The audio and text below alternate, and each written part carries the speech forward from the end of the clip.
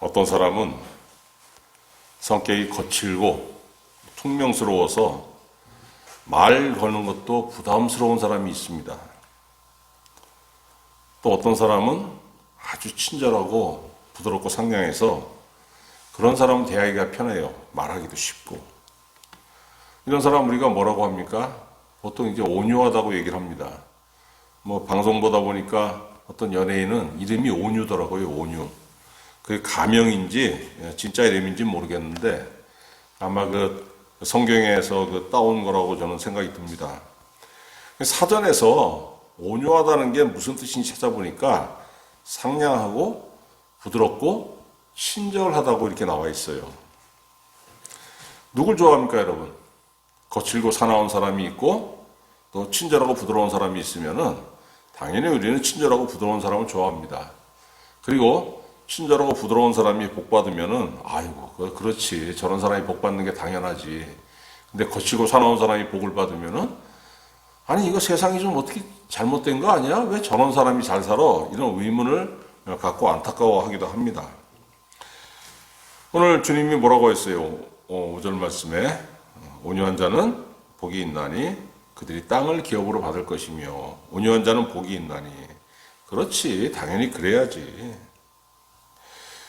그런데 한 가지 좀 여기서 이제 우리가 생각해야 될 게 뭐냐면은 아니 그러면은 내가 거치고 싶어서 거친 것도 아니고 퉁명스럽고 싶어서 퉁명스러운 것도 아니고 우리 부모도 그렇고 우리 아버지도 그렇고 우리 할아버지도 그렇고 우리 조상 대대로 다 거칠고 퉁명스러운 사람이에요.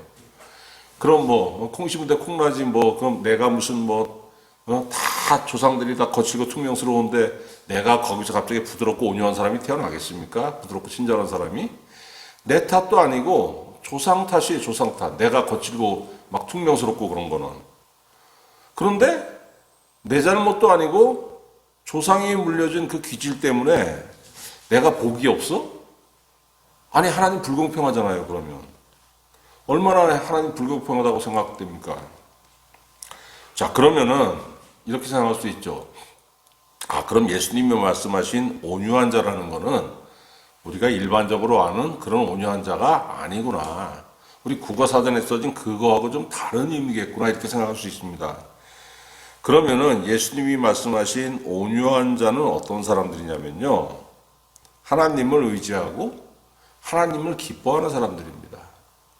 그 중에는 성격이 거친 사람도 있겠고, 과묵한 사람도 있겠고, 뭐 그냥 살살살살 녹을 정도로 그냥 성격이 부드러운 사람도 있겠지만은 그런 게 중요한 게 아니고 하나님을 의지하고 하나님을 기뻐하는 사람들이 온유한 자라는 거예요. 자, 이런 사람들 특징이 뭡니까?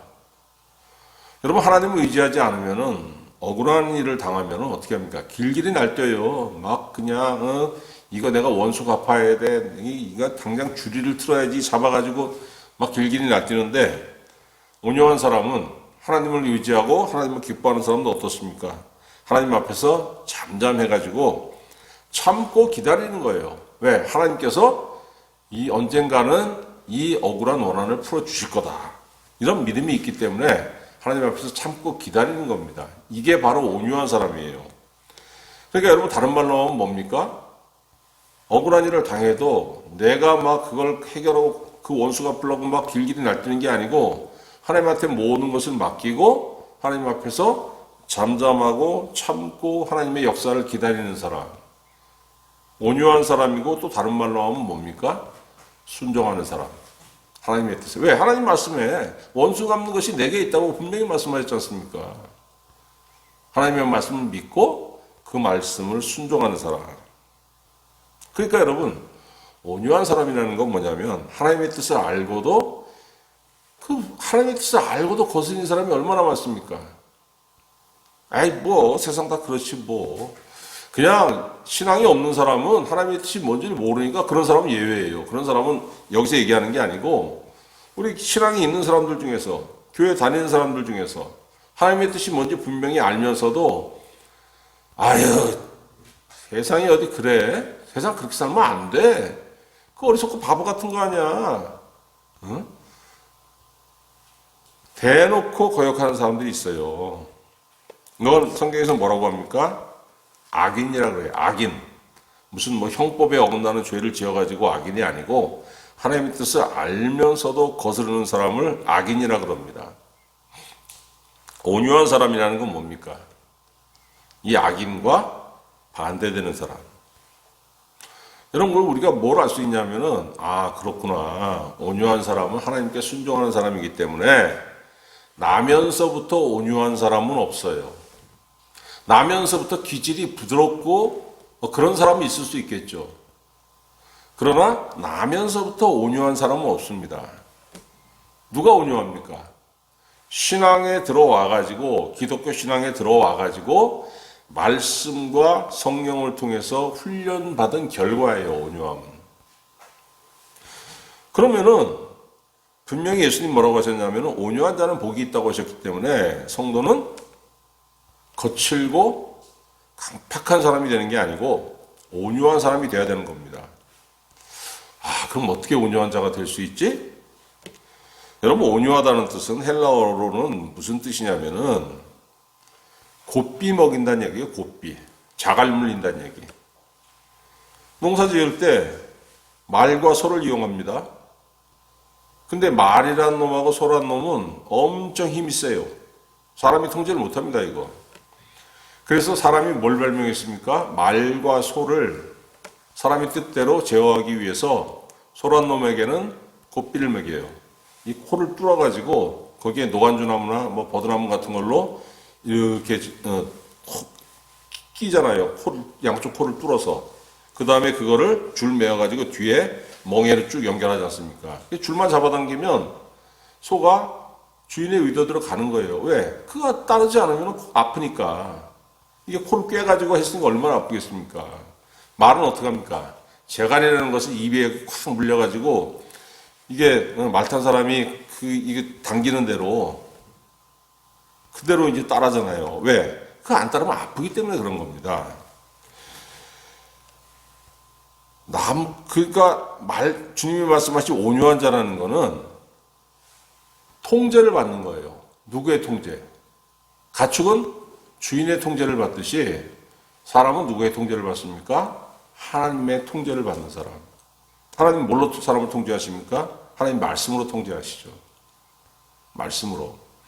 말씀으로 훈련된 사람이 하나님 보시기에 온유한 사람이라는 겁니다.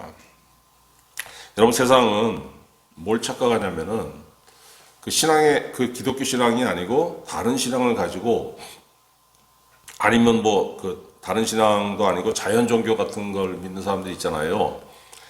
산에 올라가서 수련하는 사람들이 있습니다. 자기 수양을 쌓는 사람들. 그래가지고 뭘 깨달았다고 해가지고 자기를 통제하는 사람들이 있어요. 잘 통제하는 사람들. 이런 사람도 온유한 사람들이 아닙니다. 여러분, 그런 사람들하고 마주서서 대화를 해보면은 한 가지 특징이 뭐냐면 엄청나게 머리가 아파요. 골이 지끈지끈할 정도로 머리가 아픕니다. 왜 그러겠습니까? 자기 수양에 의해서 자기를 통제하는 사람들은 여러분, 그거 사람들이 막 겸손해진다, 도덕적으로 완성됐다 그러지만은 결국은 뭐냐면은 내가 내 수양에 의해서 나를 통제할 수 있다는 것은 강팍해진다는 얘기예요. 찬성하지 않는 사람들이 있을지 모르겠습니다. 그러나 그건 영과 영이 딱 마주서가지고 대해보면은 바로 나타나는 거예요. 속일 수가 없는 거예요. 근데 우리 기독교에서 말하는 예수님이 말씀하시는 온유한 사람은 뭡니까? 코깬 자. 소가 주인에 의해서 코가 꿰듯이 우리는 누구에 의해서 코깬 자가 되는 겁니까? 하나님에 의해서. 하나님이 사람의 코를 딱 꿰시고 말씀으로 그 다음에 하나님께서 원하시는 대로 이끌어 오시는 거예요. 언제까지? 평생 동안. 그럼 성경에 온유한 사람이 누굽니까? 많은 사람들이 온유하죠. 성경에 고비고비마다 주인공들이 있지 않습니까? 하나님께 쓰임받은 종들이 있는데 다 온유한 사람들이에요. 그러나 그럼에도 불구하고 하나님께서 저 사람 온유해, 내 종 쟤는 온유해, 딱 찍어서 말씀하신 사람이 누구냐면 모세입니다. 모세 어떤 사람입니까? 사도행전 7장 22절에 스데반 집사가 모세에 대해서 증언하잖아요. 모세가 애굽 사람의 학설을 다 배워 그 말과 행사가 능하더라. 여러분, 그 모세 당시에 이집트는 세계 최고 선진국이었습니다. 생산력도 그렇고 문명도 그렇고. 그 나라 왕궁에서 교육을 받아가지고, 그러니까 세계 최고 선진국의 최고 엘리트였다는 거예요. 지식만 그런 것도 아니고 그 나라 왕자였기 때문에 권력 면에서도 두 번째, 세 번째 서열 2, 3위 가는 사람이었죠. 그 다혈질이었어요. 또 그만큼. 40세에 자기 동포를 둘러보러 나갔다가 애굽의 관리가 자기 동포를 학대하니까 묵 해가지고 그냥 한 방 쳤는데 어떻게 했습니까? 죽어버렸죠. 그러니까 모래에다가 그 시체를 파묻었는데 그걸 누가 봤습니까? 자기 히브리인 동포들이 그걸 보고서 그 다음에 보고 막 뭐라고 하는 거예요. 이야, 이거 내가 저 관리 죽인 게 탈로 났구나 해가지고 도망가죠. 광야로 도망갑니다. 추방된 겁니다. 40년 동안 태어나서부터 40대까지는 궁중에서 최고로 살고 40대 추방돼가지고 80대까지는 광야에서 뭘로 삽니까? 양치기로 살아요. 최고 선진국에서 제일 높았던 사람이 40대 이후로 80대까지 40년 동안 뚝 떨어진 거예요. 완전히 밑바닥으로. 또 어떻게 됐겠습니까? 어떻게 됐겠어요? 자신감을 잃었죠. 여러분, 동포 보러 나갔다가 자기 동포를 학대하는 그 이집트 관리를 왜 쳐 죽였겠습니까? 내가 자신 있어. 내 동포들이 나를 지지해주고 나를 믿고 따라와 준다면 나는 내 지식과 내 능력을 활용해가지고 내 동포들을 여기서 해방시킬 수 있어. 그런 자신감이 충만했던 거예요. 그런데 어떻게 됩니까? 그 이후로 40년 동안 80대까지 광야에서 양치기로 살다 보니까 완전 밑바닥으로 떨어졌으니까 자신감도 잃었죠. 또 나이가 몇입니까? 80세. 늙으니까 뭘 하겠습니까? 무슨 힘이 있어가지고. 여러분, 근데 그때 하나님께서 나타나셨어요. 그때 나이 80 먹은 그 양치기 노인네에게 하나님께서 나타나셔가지고 뭐라고 말씀하시냐면 출애굽기 3장 10절 이제 내가 너를 바로에게 보내어 너에게 내 백성 이스라엘 자손을 애굽에서 인도하여 내게 하리라. 모세가 40세에 계획했던 거, 가장 높은 위치에 있을 때 계획하고 꿈꿨던 거, 그거를 실패했죠. 자기 능력을 의지하니까. 근데 완전 밑바닥에 있을 때, 그때 하나님께서 나타나셔가지고 그 사명을 주신 거예요. 할 수 있겠습니까? 최고일 때도 못했는데 최저일 때 어떻게 하겠어요? 근데 하나님 말씀하시니까 우리가 출애굽기 읽어보면 결국은 모세가 하나님한테 지죠. 가게 됩니다. 어떻게 됐습니까? 자신감이 바닥이었으니까 온전히 하나님의 능력만 의지하고 가는 거예요. 80세부터 120세까지 모세는 하나님의 말씀에 코가 깨가지고 하나님께서 말씀하신 대로 100% 순종하는 삶을 살았던 사람입니다. 민수기 12장 3절 사람들이 모세를 비방하니까 모세의 형제 자매가 모세를 비방하니까 하나님께서 직접 모세를 위해서 변명을 해주십니다. 이 사람 모세는 온유함이 지면의 모든 사람보다 승하더라. 여러분, 우리가 이 말씀 잘 알아야 되는 게 우리가 일반적으로 생각하는 온유한 사람은 부드럽고 친절하고 모세보다 부드럽고 친절한 사람이 왜 없었겠어요? 이 세상에 그 당시에. 근데 하나님 말씀하신 거 그게 아니죠. 이 땅에 그 누구보다도 모세만큼 내 말씀에 순종한 사람 없어. 모세가 최고야. 하나님께서 증명해 주신 거예요. 보증해 주신 거예요. 온유함은 뭡니까? 하나님의 말씀에 순종하는 거, 하나님께 코 꿰는 거, 하나님을 바라보는 거, 하나님을 의지하는 거. 이게 여러분 온유함이에요. 하나님은 불공평한 분이 아닙니다. 온유함은 하나님의 성품이고 예수 그리스도의 성품이에요. 나면서부터 온유한 사람은 아무도 없어요. 나면서부터 유들유들한 사람이 있죠. 나면서부터 그냥 강팍하고 이런 사람이 있죠. 왜? 조상한테 물려받은 기질 때문에. 그러나 나면서부터 온유한 사람은 없습니다. 온유함은 신앙 안에 들어와서 훈련받은 결과예요. 모세는 어떻게 온유해졌습니까? 하나님을 만나서 하나님의 말씀에 코가 깨가지고. 신약 성도는 어떻게 온유해집니까? 성령을 따라서 온유해지는 거예요. 성령께서 사도 바울을 통해서 갈라디아서 5장 22절부터 23절에 뭐라고 했습니까? 성령의 열매는 사랑과 희락과 화평과 오래 참음과 자비와 양성과 충성과 온유와 절제니 이 같은 것을 금지할 법이 없느니라. 사람은 내가 온유해지고 싶어서 온유해질 수 있는 게 아니고 신앙 안에 들어와서 성령 받고 은혜 받고 말씀을 배우고 주님을 의지하고 주님을 따라갔더니 성령의 열매로서 열매를 맺고서 온유해질 수 있다는 거예요. 예수님 그 사람에게 무슨 복을 약속해 주셨습니까? 땅을 기업으로 받을 것이며. 우리는 이 말씀 들으면은 퀘스천 마크가 딱 찍히죠. 아니 신앙 좋은 사람들 중에서 부동산 부자가 뭐 몇 명 되나? 대부분 어떻습니까? 부동산 많이 가진 사람은 그 목적을 가지고 열심히 투기한 사람들. 이게 참 서글픈 현실인데 그런 사람들이 부동산 부자인 게 이 땅의 현실이에요. 아니 그렇다면 대체 하나님은 어떤 땅을 우리에게 주신다고 말씀한 거야? 여러분 구약 성경에서 말하는 땅이라는 건 뭐냐면은 너 이걸로 투기해서 잘 먹고 잘 살아 네 재산이야 이 말씀하신 게 아니에요. 하나님께서 구약 성경에 이거 구약 성경 10편 37편에 있는 말씀입니다. 예수님이 마태복음 5장 5절에서 하신 말씀은 10편 37편 9절 10절 11절에 있는 말씀이에요. 하나님께서 구약 시대에 그 말씀하신 게 뭡니까 여러분? 그때 땅이 뭐예요?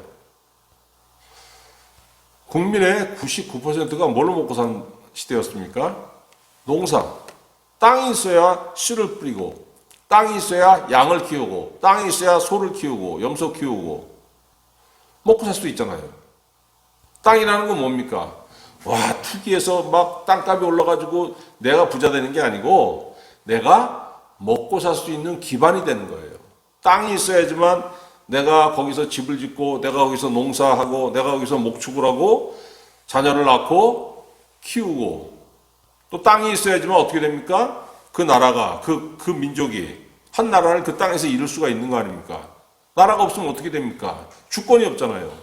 쫓겨다니지 않습니까? 땅은 뭡니까? 생존할 수 있는 기반. 이게 없으면은 노예로 살아야 되는 겁니다. 하나님께서 이집트에서 노예로 살고 있는 이스라엘 백성들을 모세를 통해서 끄집어내시면서 가나안 땅에 들이시면서 뭐라고 하셨냐면은 이 땅은 내가 너에게 기업으로 주는 땅이다 이렇게 말씀하셨어요. 기업. 턱이자 어업자. 기업이라는 거는 부동산 투기형이 아니고 삶의 터전이라는 말씀입니다. 삶의 터전. 내가 너에게 땅을 주는데 그 땅은 뭐냐면은 너 부자 되라고 주는 게 아니고 너 그 땅에서 그 땅을 기반으로 네가 살고 네 민족이 살고 네 가족이 살고 네 부족이 살고 그 땅에서 그러니까 여러분 하나님께서 이스라엘 백성들에게 땅을 주신 거예요. 자기들 힘으로 얻은 게 아니고.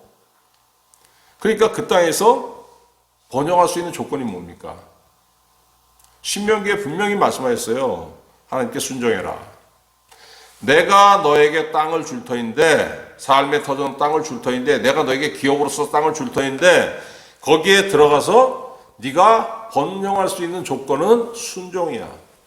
내가 너에게 말씀, 그 율법을 줄 터인데 거기에 순종. 그 순종이 뭐라 그랬습니까? 온유함이라고 그랬지 않습니까? 그 땅에서 온유한 자로서 한번 살아봐. 온유한 자요? 어떻게 사는데? 내가 주는 말씀에 순종해야지. 자, 신명기 11장 13절에서 15절 보니까 순종함의 열매가 뭐라고 하시냐면은 씨를 뿌렸어. 30배, 60배, 100배로 풍성한 수확이 있을 거야. 네가 양을 키워. 그 잘 먹고 무럭무럭 자라고 새끼도 쑥쑥 잘 낳고 소를 키워? 마찬가지. 네가 우물을 팠어? 거기에 물이 그냥 엄청나게 고일 거야. 우리나라 같은 경우 환경에서 물 걱정 안 하죠. 이스라엘은 어떻습니까? 거친 기후 아닙니까? 거기서 물을 확보하는 게 굉장히 중요한 거예요. 그리고 너 병이 없을 것이고 병에 걸렸어도 기도 한번 하면은 내가 낫게 해줄 것이고 너네 가족이 건강하고 장수할 거야. 분명히 여러분 신명기 11장 13절에서 15절 하나님께서 약속하십니다. 근데 내가 주는 땅에 들어가가지고 그 내가 삶의 터전으로 기업으로 준 땅에 들어가가지고 그 조건 순종 아닙니까? 온유한 자로서 살아라. 그런데 불순종했어요. 어떻게 됩니까? 너 뭘 해도 다 망해. 씨를 뿌려도 싹이 안 날 것이고 싹이 나도 열매 못 맺을 것이고 뭐가 좀 되다가 깐부기 병이 확 돌아가지고 다 죽을 것이고 입도열병이 확 돌아가지고 다 죽을 것이고 양이나 소나 새끼를 베도 낙태할 것이요 나도 비리비리한 놈이 나와가지고 너 재산에 도움이 안 될 거라고 뭘 해도 안 된다고 하나님께서 말씀하신 거예요. 그런데 여러분 구약성경 읽어보면은 이스라엘 백성이 어떻게 살았습니까? 하나님이 주신 땅에서 순종하는 자로 산 게 아니고 온유한 자로서 산 게 아니고 불순종하는 자로서 악인으로서 악하게 살았습니다. 그 결과 어떻게 됐습니까? 예수님께서 오시기 582년 전에 다윗 왕조가 망했습니다. 그리고 그 이후로 그 땅에서 쫓겨났어요. 그 역사를 보면 그렇습니다. 그래서 2500년간 나라 없이 땅 없이 이리저리 헤매면서 박해는 다 받았습니다. 불순종했더니 하나님께서 기업으로 주신 그 땅이 삶의 터전이 되지 못하더라는 거예요. 여러분 구약시대에는 하나님께서 이스라엘 백성만 자기 자녀로 삼으셨습니다. 그러니까 그 자녀들에게 한 곳을 지정해 주셔가지고 가나안 땅을 지정해 주셔서 여기서 살아. 여기가 너희들 삶의 터전이야. 이게 주셨어요. 그런데 시작에 와서 어떻게 됐습니까? 예수님 마태복음 28장 18절에서 20절까지 만민에게 복음을 전파하라. 땅끝까지. 그렇게 말씀하셨잖아요. 그러니까 온 세상 백성들이 온 세상 모든 사람들이 다 하나님의 백성이 되어야 되는 겁니다. 그 땅을 한정할 수가 없는 거예요. 그러니까 어떻게 되는 겁니까? 이제는 하나님께서 너희에게 기업으로 주시는 그 삶의 터전이 땅이 아니고 누구를 통해서 구원을 주십니까? 하나님께서 예수 그리스도를 믿음으로 너희가 예수 그리스도를 믿고 구원을 받았기 때문에 너희를 구원해 주신 예수 그리스도가 너희 심령 안에 들어가실 거야. 너와 함께 하시는 그 예수님이 너의 삶의 터전이 될 거야. 예수님이 나와 함께 하시는 것, 그것이 바로 하나님께서 내게 주신 기업, 곧 내 삶의 터전이라고 말씀하시는 거예요. 그러니까 뭡니까 여러분? 성도가 번영하는 조건은 그냥 눈 부릅뜨고 어디 땅을 내가 한번 살까? 어떻게 하면 돈을 그냥 대박으로 벌 수 있을까? 여러분 사람이 어려우면 별 생각이 다 납니다. 별 생각이 다 나고 막 그냥 어떤 기사가 눈에 들어오냐면은 누가 막 그냥 로또 복권을 사가지고 무슨 몇십억을 그 다음에 연금 복권에 맞아가지고 그 사람 20년 동안 그냥 매달 300 몇십만 원씩 세금 떼고 받게 됐네. 이런 기사들이 눈에 엄청 들어와요. 왜? 그만큼 어려우니까. 그런데 우리 믿는 사람들은 야 나도 로또 사야지. 주여 로또 맞게 하여 주시옵소서. 이게 안 되는 거예요. 이렇게 하면은. 그건 뭡니까? 아, 이게 시험이구나, 연단이구나. 아무리 어려워도 주님, 내가 이 때를 주님을 바라보고 지나가겠나이다. 어려울수록 내가 순종하겠사오매. 오히려 이 역경을 통해 가지고 나를 고쳐주시옵소서. 어떻게? 어려울수록 더 주님을 바라보고, 어려울수록 더 주님을 순종하고, 주님께 순종하고. 뭐예요, 그게? 온유한 자 아닙니까? 우리 예수 믿고 구원받은 사람들은 우리가 번영할 수 있는 조건은 뭐예요? 내 안에 계신 예수님. 예수님이 내 안에 확실하게 계시게 하고 그 예수님의 말씀에 순종하면서 사는 것. 그 온유한 자의 삶을 사는 것이 우리의 복이에요. 우리의 터전입니다. 그럼 여러분 여기서 의문이 생기죠. 아니 다 좋은데요. 예수님이 내 안에 계시는지 어떻게 합니까? 뭐 눈에 보여요? 아니 엑스레이 찍어보면 무슨 뭐 내 안에 무슨 예수님이 계시는 게 찍힙니까? 이렇게 어리석은 질문할 수 있습니다. 근데 이게 어리석은 질문인데 대부분의 사람들이 다 어리석어요. 아니, 거의 모든 사람이 다 어리석습니다. 이렇게. 그러니까 하나님 뭐라고 하십니까? 하나님께서 사도 바울을 통해서 우리에게 주신 말씀이 있어요. 니들이 못 믿으니까 내가 너희에게 보증으로 줄 게 있어. 그게 뭐냐면 성령이라는 거예요. 성령.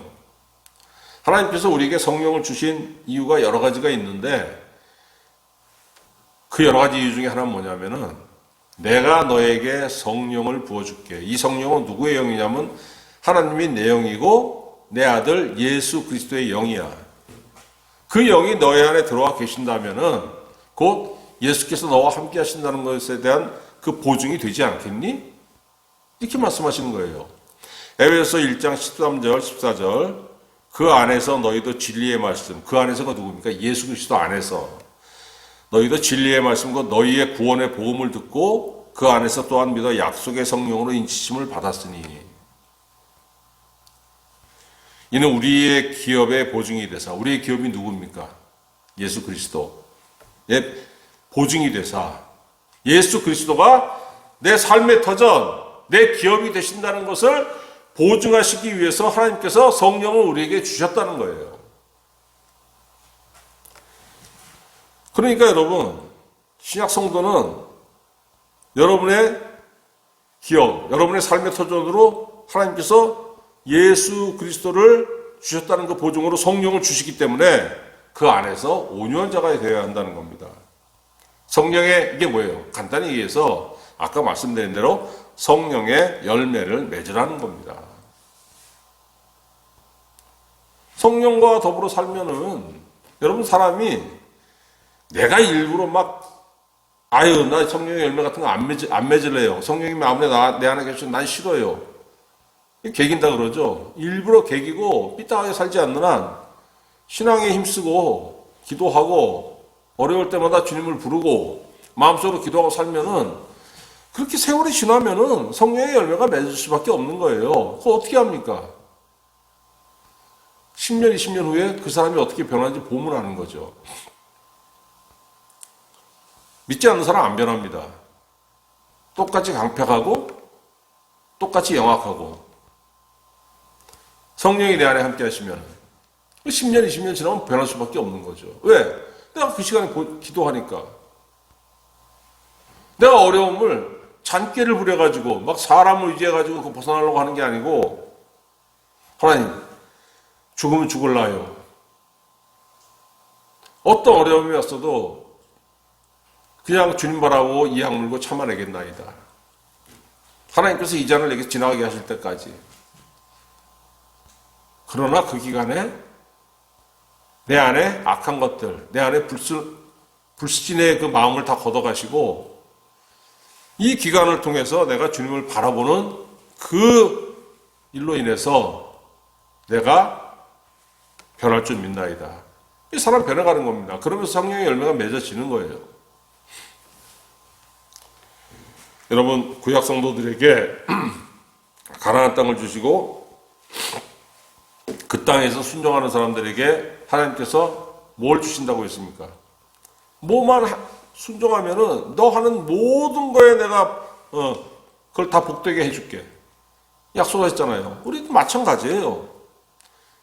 예수님을 우리에게 주시고 그 예수님이 나와 함께 하신다는 것을 그 보증하기 위해서 성령을 우리에게 주시고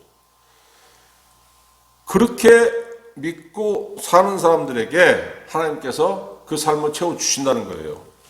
이 사실을 누가 말씀하셨습니까? 예수님 말씀하셨잖아요. 요한복음 15장 7절 너희가 내 안에 거하고 내 말이 너희 안에 거하면 무엇이든지 원하는 대로 구하라 그리하면 이루리라. 얼마나 이게 든든한 약속의 말씀입니까?